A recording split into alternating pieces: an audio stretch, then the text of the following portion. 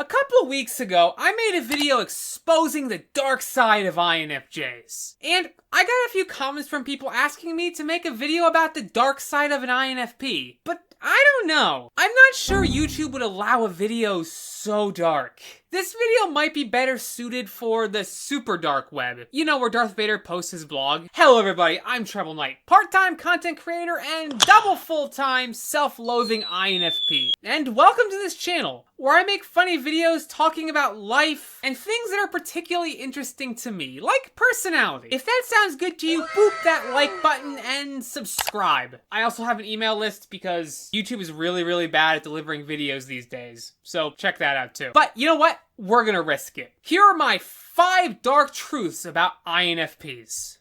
They think they are morally superior to everyone else. Sure, ENTJs may be the best CEOs, INTPs the best scientists, and ENTPs the best internet trolls, I guess. But INFPs are the best at being self-righteous, judgy pricks, and feeling morally superior about it. This one kind of reigns true for me. I spend so much time thinking about the moral implications of actions that I just kind of assume nobody else has any morals whatsoever. Though, to be fair, has anybody watched the news? That doesn't seem too far off the point. Anyway, INFPs can get so caught up in their moral framework that they tend to think nobody else has one, and they're just better than everybody else in this regard. Look, INFPs need something to be the best at. This overlooking everybody else's moral framework can become a bit of a problem. They say the road to hell is paved with good intentions, and I think that's certainly true here. They have a huge martyr complex. Woe is me.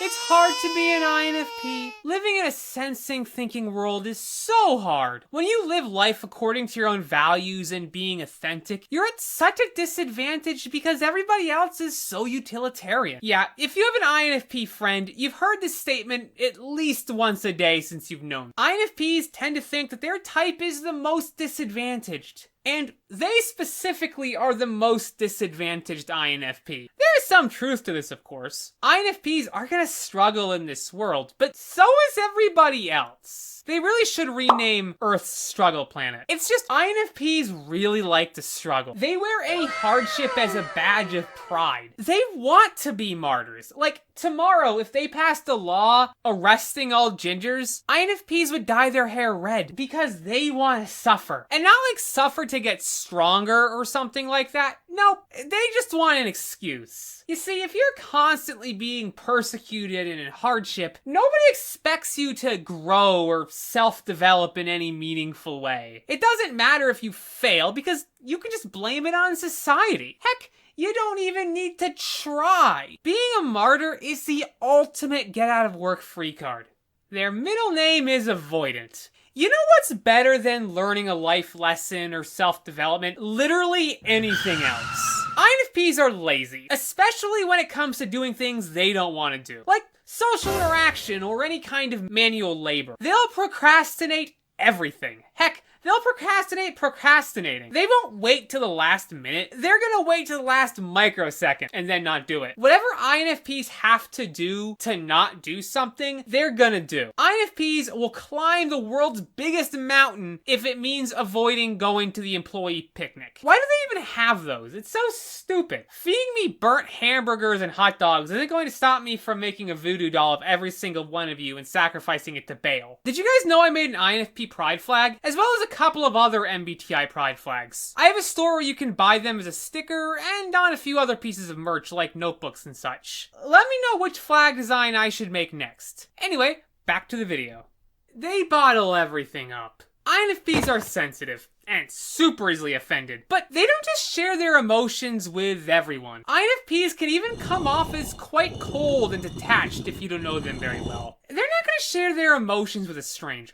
Heck, INFPs are even reluctant to share their true feelings with their friends. Because INFPs don't want to hurt their feelings, but mostly they want to avoid any kind of conflict. So INFPs tend to bottle up all of their emotions until they explode, which might catch some people completely off guard. Basically, an INFP is a walking hand grenade with a flower on top. They trauma dump.